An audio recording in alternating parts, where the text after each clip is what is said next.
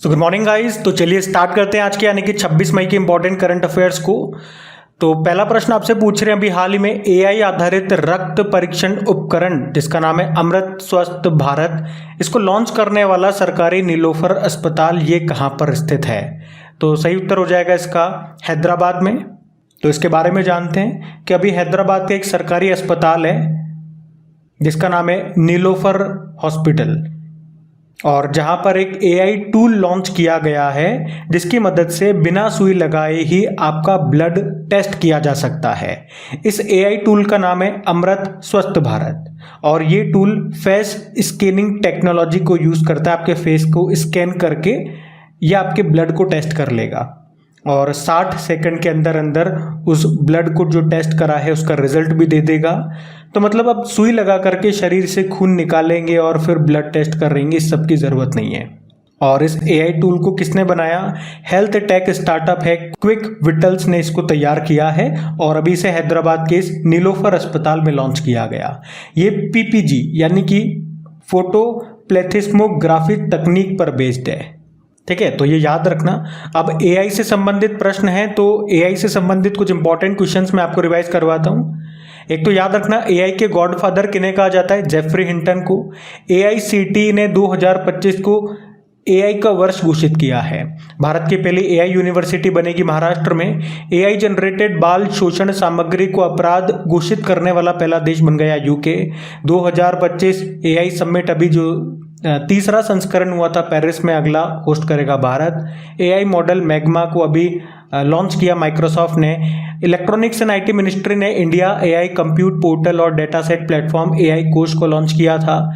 India AI mission ये मार्च 2024 में launch हुआ था, इसके लिए बजट रखा गया है 10,371.92 करोड़ रुपीस अगले 5 सालों के लिए। माइक्रोसॉफ्ट ने बारामती महाराष्ट्र में एआई आधारित प्रोजेक्ट फार्म वाइब्स को लॉन्च किया है।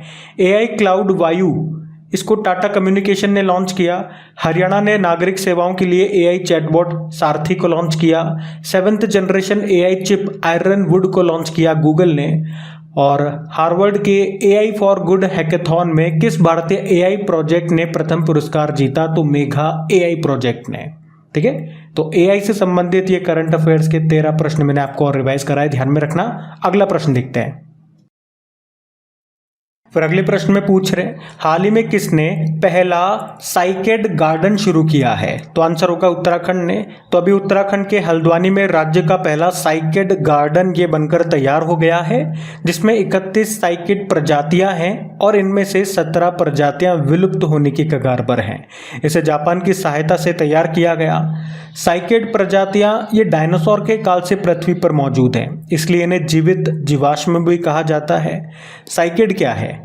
तो ये प्राचीन पौधों का एक समूह है जो कभी बहुत सामान्य हुआ करते थे, लेकिन अब उनकी संख्या बहुत कम रह गई है।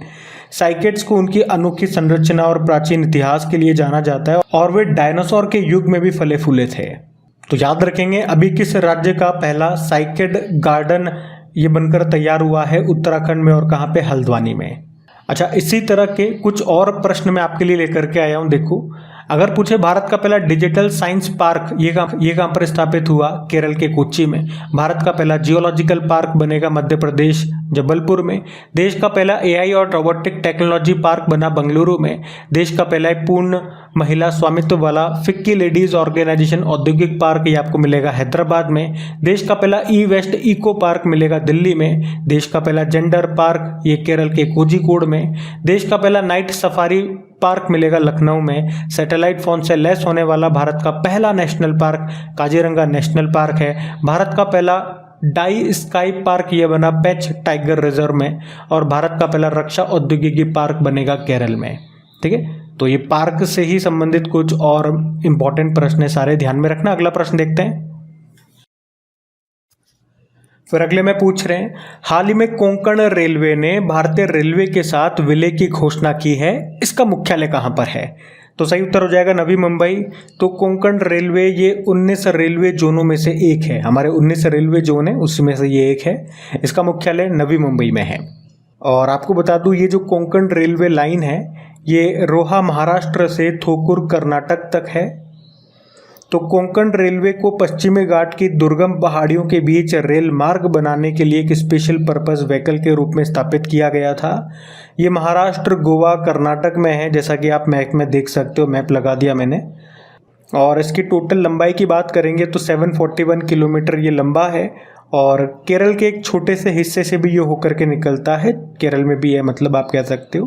कोंकण रेलवे, इसकी स्थापना तो हुई थी 1990 में, परिचालन शुरू हो गया था 1998 में और अभी तक इसमें 51% की हिस्सेदारी ये भारत सरकार की थी। बाकी राज्यों की थी, जैसे महाराष्ट्र की सबसे ज़्यादा थी 22%, कर्नाटक की 15%, गोवा और केरल की 6% थी। पर अभी कोंकण रेलवे को पूर्ण रूप से भारतीय रेलवे में विलय कर दिया गया है, मर्ज कर दिया गया है। मतलब अब राज्यों की हिस्सेदारी खत्म हो जाएगी, इसका पूर्ण परिचालन भारतीय रेलवे देखेगा। तो इसका मुख्यालय ज़रूर याद रखना, ये नवी मुंबई में है। अच्छा, एक प्रश्न मैं आपको बताता हूँ, ये ध्यान रखना कि यूनेस्को की विश्व धरोहर सूची में कितने भारतीय रेलवे शामिल हैं। तो 3 हैं। कौन कौन से? दार्जिलिंग हिमालयन रेलवे, नीलगिरी पर्वतीय रेलवे और कालका शिमला रेलवे। इसके अलावा एक छत्रपति शिवाजी महाराज टर्मिनस भी है, मुंबई वाला, वो भी इसमें शामिल है, ये भी ध्यान में रखना। अब रेलवे की बात है तो रेलवे से ही संबंधित कुछ और प्रश्न मैं आपको रिवाइज करवाऊं। वैसे तो आप जानते हो रेल मंत्री हमारे अश्विनी वैष्णव हैं। इसके अलावा भारत ने अभी दुनिया का सबसे पावरफुल हाइड्रोजन इंजन बनाया था और कितने पावर का है? 1200 हॉर्स पावर का है और इसका पहला ट्रायल हरियाणा के जींद सोनीपत मार्ग पर किया गया। इसके अलावा भारतीय रेलवे ने रेलवे सेवाओं को एक ही प्लेटफॉर्म पर इंटीग्रेट करने के लिए स्वरेल नाम से एप्लीकेशन लॉन्च किया था। मेट्रो रेल नेटवर्क की बात करें तो इसमें पहले स्थान पे चाइना है, फिर अमेरिका है, फिर भारत है, जबकि सड़क नेटवर्क के मामले में भारत दूसरे स्थान पर है, पहले स्थान पे अमेरिका है। अभी शहरी कार्गो सेवा शुरू करने वाला पहला मेट्रो रेल बना था दिल्ली मेट्रो। भारत की सबसे लंबी रेल सुरंग कहाँ बनी है? उत्तराखंड में, जिसका नाम है T8, जिसकी लंबाई है 14.58 किलोमीटर। इसे जनासू टनल या देवप्रयाग जनासू टनल भी कहते हैं। और अभी भारतीय रेलवे का प्रस्तावित 69 नंबर का डिवीजन यानी कि मंडल, ये कौन सा बना? जम्मू डिवीजन बना था। ठीक है, तो ये सारे पॉइंट्स ध्यान में रखना। अगला प्रश्न देखते हैं। फिर अगले में पूछ रहे हैं कि नीति आयोग की 10वीं गवर्निंग काउंसिल की बैठक अभी कहां पर आयोजित की गई? तो आंसर होगा नई दिल्ली में। तो अभी नीति आयोग की 10वीं गवर्निंग काउंसिल की बैठक ये भी 24 मई 2025 को हुई। कहाँ पे? नई दिल्ली में। और इस बैठक की अध्यक्षता की प्रधानमंत्री नरेंद्र मोदी ने। तो गवर्निंग काउंसिल ये नीति आयोग की सर्वोच्च निर्णय लेने वाली संस्था है। अच्छा, थीम भी थी। थीम क्या है? विकसित भारत @2047 के लिए, तो 2047 के लिए विकसित राज्य, ये इसकी थीम रही।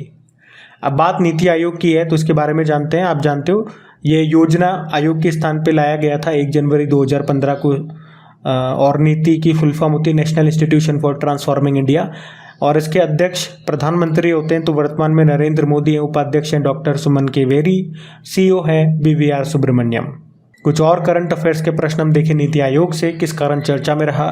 तो एक तो याद रखना, ये प्रश्न एग्जाम में आ चुका है कि नीति आयोग के sustainable development goal India index 2023-24 के अनुसार भारत का स्कोर 71 था और इसमें टॉप पे उत्तराखंड था और केरल था। नीति आयोग के महिला उद्यमिता चैप्टर में शामिल होने वाला पहला राज्य भी बनाता है तेलंगाना। नीति आयोग के पहले राजकोषीय स्वास्थ्य सूचकांक 2025 में पहले स्थान पे उड़ीसा था। नीति आयोग ने किसकी अध्यक्षता में एम्स के आधुनिकीकरण के लिए समिति का गठन किया था? VK Paul. अभी फ्रंटियर टेक हब ये भी लॉन्च किया था नीति आयोग ने, जिसका उद्देश्य है क्वांटम कंप्यूटिंग को विकसित करना। नीति आयोग का पूर्णकालिक सदस्य अभी बनाया गया राजीव गौबा को। नीति आयोग ने ट्रेड वॉच नाम से एक रिपोर्ट भी जारी की। ठीक है, तो नीति आयोग से ये सारे प्रश्न हैं जो हमने करंट अफेयर्स में पढ़े थे, ध्यान में रखना, मैंने आपको रिवाइज करा दिया। अगला प्रश्न देखते हैं। फिर अगले में पूछ रहे हैं, अभी हाल ही में भारत में अनावृष्टि के कारण हुई व्यापक मानवीय आपदा का पहला ज्ञात ऐतिहासिक दस्तावेज गुट्टाला अभिलेख ये कहाँ पर खोजा गया? तो आंसर होगा कर्नाटक में। तो ये अभिलेख कहाँ पे खोजा गया? पहले तो ये याद रखना, कर्नाटक के हावेरी में। ये एक दुर्लभ कन्नड़ अभिलेख है जो भारत में अनावृष्टि यानी कि अकाल के कारण हुई व्यापक मानवीय आपदा, जिसमें कई लोग मारे गए थे, 6307 लोग मारे गए थे, उसके बारे में इस अभिलेख में बताया गया है कि अकाल के कारण इतने लोगों की मृत्यु हुई थी।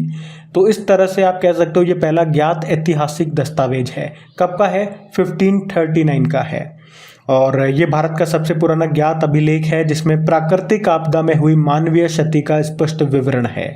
किसने खोजा? आर शेजेश्वर ने। ठीक है, तो ये सारे पॉइंट्स आप ध्यान में रखना। अच्छा, इसी तरह से कर्नाटक में मिले कुछ महत्वपूर्ण अभिलेखों के बारे में मैं आपको बताऊं तो एक तो मास्की अभिलेख याद रखना। इसमें पता लगा कि सम्राट अशोक के लिए पहली बार एक नाम का इस्तेमाल हुआ था जिसका नाम है देवा नाम प्रिय, देवताओं का प्रिय। और एहोल अभिलेख मिला था 634 ईस्वी का।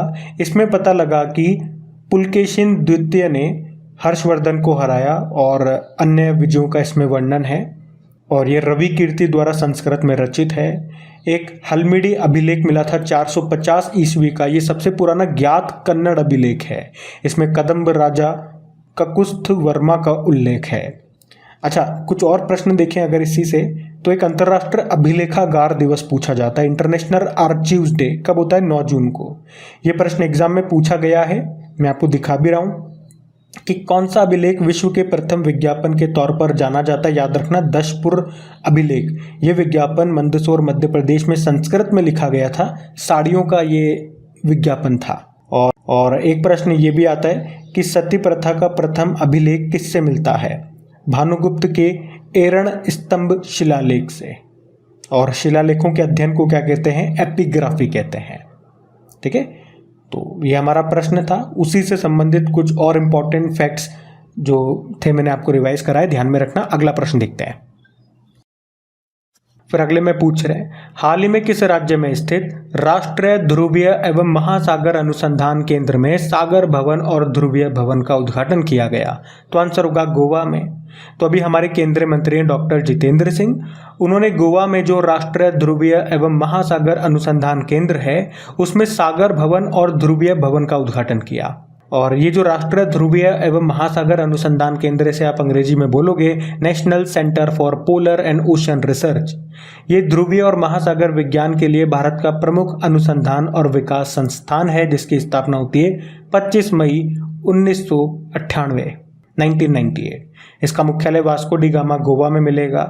अच्छा, इसी तरह से ये भी याद रखना कि अंटार्कटिका में हमारे जो अनुसंधान केंद्र हैं उनके नाम क्या हैं? जो वर्किंग में है वो 2 हैं अभी, भारती और मैत्री। उससे पहले दक्षिण गंगोत्री था लेकिन वो अभी वर्किंग में नहीं है। आर्कटिक में अगर पूछेंगे तो एक है हिमाद्री और हिमालय में है हिमांश। ठीक है, तो ये ध्यान में रखना। अगला प्रश्न देखते हैं। फिर अगले में पूछ रहे हैं कि अभी हाल ही में AI डीप फेक के विरुद्ध टेक इट डाउन एक्ट अभी किसने पारित किया है? तो आंसर होगा अमेरिका ने। अच्छा, डीप फेक के बारे में तो आप सबने सुना होगा, जानते भी होंगे। आर्टिफिशियल इंटेलिजेंस का इस्तेमाल करके किसी के चेहरे पे किसी दूसरे के चेहरे को लगा देना और ये बिल्कुल असली जैसा दिखता है। अभी कुछ समय पहले एक साउथ की एक्ट्रेस है रश्मिका मंदाना, उनका एक डीप फेक वीडियो बहुत वायरल हुआ था। और अभी इसी के खिलाफ अभी अमेरिका के जो राष्ट्रपति है डोनाल्ड ट्रंप, उन्होंने टेक इट डाउन एक्ट को पारित कर दिया है। तो अब इसके तहत किसी व्यक्ति की सहमति के बिना उसकी अगर अंतरंग छवियों यानी कि इंटीमेट इमेजेस को अगर आप जानबूझकर प्रकाशित करते हैं या पब्लिश करने की धमकी देते हैं तो ये सब अवैध है, इल्लीगल है। और इसी में AI डीप फेक भी शामिल है। और इसके तहत वेबसाइटों को और सोशल मीडिया कंपनियों को पीड़ित से सूचना मिलने के 48 घंटों के भीतर ऐसी जो भी सामग्री होगी उसको हटाना भी आवश्यक होगा। बाकी AI से संबंधित प्रश्न मैंने आपको स्टार्टिंग में रिवाइज करा दिए थे, तो अभी अमेरिका में आपको लेकर के चलता हूँ। तो अमेरिका की बात करें, कैपिटल वॉशिंगटन DC होती है। प्रेसिडेंट डोनाल्ड ट्रंप पे 47वें नंबर के, रिपब्लिकन पार्टी से हैं। और उपराष्ट्रपति कौन है? JD वैंस है। कुछ और करंट अफेयर्स के प्रश्न आपको अमेरिका से करवाऊं कि अमेरिका भी किन किन कारण से न्यूज़ में रहा। तो अमेरिका का भी सर्वोच्च नागरिक सम्मान है, क्या कहते हैं? The presidential medal of freedom. ये पहली बार किसी पुरुष फुटबॉलर को दिया गया। किसे? लियोनेल मेसी को, अर्जेंटीना से हैं। अभी ग्लोबल फायर पावर इंडेक्स 2025 में भारत तो 4थे स्थान पर है, टॉपर अमेरिका है। और अमेरिका ये वर्ल्ड हेल्थ ऑर्गेनाइजेशन और United nation human right council से अलग हो गया है, अंग्रेजी को आधिकारिक भाषा घोषित कर दिया है। और अभी AM ट्यूरिंग पुरस्कार 2024 जिसे कंप्यूटिंग का नोबेल पुरस्कार कहते हैं, अभी ये 2 अमेरिकियों को मिला था, एंड्रयू G बार्टो और रिचर्ड S सटन। इसके अलावा RBI सर्वेक्षण के अनुसार वित्त वर्ष 2023-24 में भारत में धन प्रेषण रेमिटेंस का जो टॉप सोर्स है वो कौन सा है? अमेरिका है, सबसे ज़्यादा यहीं से पैसा आता है। अभी चौथा जो टाइगर ट्रैम्प एक्सरसाइज हुआ था भारत अमेरिका के बीच में, ये कहाँ पे हुआ था? आंध्र प्रदेश के विशाखापत्तनम में और बंगाल की खाड़ी में। 14 अप्रैल को न्यूयॉर्क ने डॉक्टर भीमराव अंबेडकर दिवस घोषित किया था। न्यूयॉर्क हडसन नदी के किनारे है, ये याद रखना। और अभी रोमन कैथोलिक चर्च के पॉप कौन बन गए हैं? रॉबर्ट फ्रांसिस प्रीवोस्ट बन गए हैं। और इस पद पर आने वाले या पॉप बनने वाले ये पहले अमेरिकी भी हैं। और उनके लिए क्या नाम है, मतलब उन्होंने क्या नाम चुना है? पॉप लियो 14। उनका एक्चुअल नाम तो ये है, लेकिन इस नाम से उनको जाना जाएगा क्योंकि इनसे पहले जो पॉप फ्रांसिस थे उन्होंने अपना नाम चुना था पॉप फ्रांसिस, उसी तरह से इन्होंने चुना है पॉप लियो 14। बाकी अमेरिकी राष्ट्रपति डोनाल्ड ट्रंप ने द्वितीय विश्व युद्ध की स्मृति में किस दिन को विजय दिवस के रूप में घोषित किया था? 8 मई को। और अभी गोल्डन डॉम मिसाइल रक्षा कवच योजना की घोषणा की थी डोनाल्ड ट्रंप ने। ठीक है, तो ये सारी बातें ध्यान में रखना। अगला प्रश्न देखते हैं। फिर अगले में पूछ रहे हैं कि Karnataka soaps and detergents limited ने किसे अपना ब्रांड एम्बेसडर बनाया? तो आंसर होगा तमन्ना भाटिया। तमन्ना भाटिया ये साउथ की एक्ट्रेस है। और अभी Karnataka soaps and detergent limited जो कि एक प्रसिद्ध सरकारी स्वामित्व वाली कंपनी है, और इसने अभी अभिनेत्री तमन्ना भाटिया को 2 सालों के लिए अपना ब्रांड एम्बेसडर बनाया है। ये 100 साल पुरानी सरकारी स्वामित्व वाली कंपनी है। अब ब्रांड एम्बेसडर वाला प्रश्न है, चलो कुछ इंपॉर्टेंट ब्रांड एम्बेसडर्स जो आपके न्यूज़ में थे वो मैं आपको रिवाइज करवाऊँ। एक याद रखना, यूनाइटेड नेशन रेफ्यूजी एजेंसी के ब्रांड एम्बेसडर बने थे, गुडविल एम्बेसडर बने थे थियो जेम्स, ये यूके के एक्टर हैं। यूनिसेफ इंडिया की करीना कपूर बनी थी। यूरोग्रिप टायर के बने थे महेंद्र सिंह धोनी। और डेनिम ब्रांड है लेविस, उसके बने थे दिलजीत दोसांझ। फेडरल बैंक की बनी थी विद्या बालन। फ्रांस की नारिका कंपनी की बनी थी साइना नेहवाल, बैडमिंटन प्लेयर है। अंतिम पद से लड़ने के लिए विजन 2020 इंडिया का सद्भावना राजदूत नियुक्त किया था कृष्णमाचारी श्रीकांत को। फिट इंडिया आइकॉन बने थे आयुष्मान खुराना। और गो आईबीबो के बने थे ऋषभ पंत। उसके अलावा टाटा मोटर के बने थे Vicky Kaushal. Larsen and Toubro finance limited के बने जसप्रीत बुमराह। अमेरिकी फुटवेयर कंपनी स्केचर्स, उसके भी बने थे Jasprit Bumrah. Foreign exchange business company Thomas Cook के बने Kartik Aaryan. French luxury brand है शैनल, उसकी बनी थी Ananya Panday. Dream Technology China की कंपनी, इसकी बनी कृति सेनन। और यूरेका फॉर्ब्स की बनी थी श्रद्धा कपूर। ठीक है, तो ये सब ब्रांड एम्बेसडर इस साल के हैं, सारे ध्यान में रखना। अगला प्रश्न देखते हैं। फिर अगले में पूछ रहे हैं, अभी हाल ही में किसानों की सहायता के लिए महाविस्तार एआई ऐप और डिजिटल शेट्टीशाला ऐप को अभी किसने लॉन्च किया? तो आंसर होगा महाराष्ट्र ने। तो अभी महाराष्ट्र सरकार ने किसानों की सहायता के लिए 2 एप्लीकेशंस लॉन्च किए थे। एक है महाविस्तार एआई मोबाइल ऐप। ये एक एआई संचालित डिजिटल प्लेटफॉर्म है जिससे किसानों को वास्तविक समय व्यक्तिगत कृषि सलाह सेवाओं के साथ सहायता करने के लिए डिज़ाइन किया गया है। और एक डिजिटल शेट्टीशाला ऐप है, और इससे कीटनाशक का सही उपयोग कैसे करना है, जो नई नई तकनीक आ रही है उनका उपयोग कैसे करना है, या फार्मिंग से संबंधित जो भी जानकारी है वो किसानों को इससे मिल सकेगी। ठीक है, तो इन दोनों को अभी महाराष्ट्र ने लॉन्च किया। महाराष्ट्र लेकर के चलूँगा मैं आपको, लेकिन इसी तरह से कुछ एप्लीकेशंस पोर्टल्स जो अभी न्यूज़ में थे पहले मैं आपको वो रिवाइज कराऊंगा। जैसे कि आंध्र प्रदेश ने मन मित्र नाम से एक चैटबॉट सुविधा शुरू की थी। सेबी ने मित्र प्लेटफॉर्म लॉन्च किया था। आधार सुशासन portal electronics and IT ministry ने लॉन्च किया। बॉन्ड सेंट्रल पोर्टल को सेबी ने लॉन्च किया। केंद्रीय सरकार ने anti rabies anti snake venom stock की निगरानी के लिए कौन सा पोर्टल लॉन्च किया था? ज़ूविन। जल संरक्षण के लिए भागीरथ ऐप लॉन्च किया उत्तराखंड ने। भूभारती पोर्टल को तेलंगाना ने लॉन्च किया था। ई सेहत ऐप जम्मू कश्मीर ने लॉन्च किया। सचेत ऐप राष्ट्रीय आपदा प्रबंधन प्राधिकरण नेशनल डिजास्टर मैनेजमेंट अथॉरिटी ने लॉन्च किया। प्रवाह पोर्टल और सारथी पोर्टल को आरबीआई ने, प्रवाह सॉफ्टवेयर को इसरो ने, डिपो दर्पण पोर्टल को उपभोक्ता मामले खाद्य एवं सार्वजनिक वितरण मंत्रालय ने लॉन्च किया था, जिसके मंत्री हैं प्रहलाद जोशी। ठीक है, तो यहाँ पे 10-12 मैंने आपको ये कुछ ऐप्स और पोर्टल रिवाइज कराए जो अभी न्यूज़ में थे। अब बात महाराष्ट्र की यहाँ पे हुई थी, तो महाराष्ट्र भी लेकर के चलता हूँ आपको। ये रहा मैप में महाराष्ट्र। कैपिटल मुंबई हो गई है, मुख्यमंत्री है देवेंद्र फडणवीस और गवर्नर है सीपी राधाकृष्णन। कुछ और करंट अफेयर्स के प्रश्न महाराष्ट्र से आपको रिवाइज करवाएं, तो यहाँ पे जो पुणे में film and television institute of India है उसको अभी डीम्ड यूनिवर्सिटी का दर्जा मिल गया। तटीय राज्य मत्स्य सम्मेलन 2025 अभी मुंबई में हुआ था। और इसी दौरान व्यास NAV नाम से एक मोबाइल ऐप को लॉन्च किया गया, जिसकी मदद से 5वीं समुद्री जनगणना को भी शुरू किया गया। पहले वेव्स शिखर सम्मेलन का आयोजन अभी मई की स्टार्टिंग में हुआ मुंबई में। योग महोत्सव 2025 का आयोजन होगा नासिक में। इसकी थीम क्या है, याद रखना, yoga for one earth one health. Maharashtra ने महिला सशक्तिकरण के लिए आदिशक्ति अभियान शुरू किया। वित्त वर्ष 2024 में सबसे ज्यादा GST राजस्व संग्रह वाला राज्य ये महाराष्ट्र है। महाराष्ट्र सरकार के द्वारा देवी अहिल्याबाई होलकर का स्मारक बनाया जाएगा। कहाँ पे? अहिल्यानगर, जिसे पहले अहमदनगर के नाम से जानते थे, तो उसमें एक चौड़ाव है वहां पर। ठीक है, तो ये सारे पॉइंट्स ध्यान में रखना। अगला प्रश्न देखते हैं। फिर अगले में पूछ रहे हैं कि अंतर्राष्ट्रीय प्रसूति फिस्टुला समाप्ति दिवस ये कब मनाया गया? तो आंसर हो जाएगा 23 मई को। तो प्रसूति फिस्टुला ये प्रसव के दौरान होने वाली सबसे गंभीर और दुखद चोटों में से एक है। ये बिना किसी चिकित्सा के लंबे समय तक प्रसव पीड़ा सहने के कारण जन्म नली में होने वाला छेद है। तो इसी के बारे में जागरूकता फैलाने के लिए हर साल 23 मई को ये दिन मनाया जाता है। थीम भी है उसका स्वास्थ्य, उसका अधिकार, हर हेल्थ हर राइट्स। अब डे वाला प्रश्न है, चलो एक बार फिर से मई के सारे इंपॉर्टेंट डेज में आपको रिवाइज करवा दूं।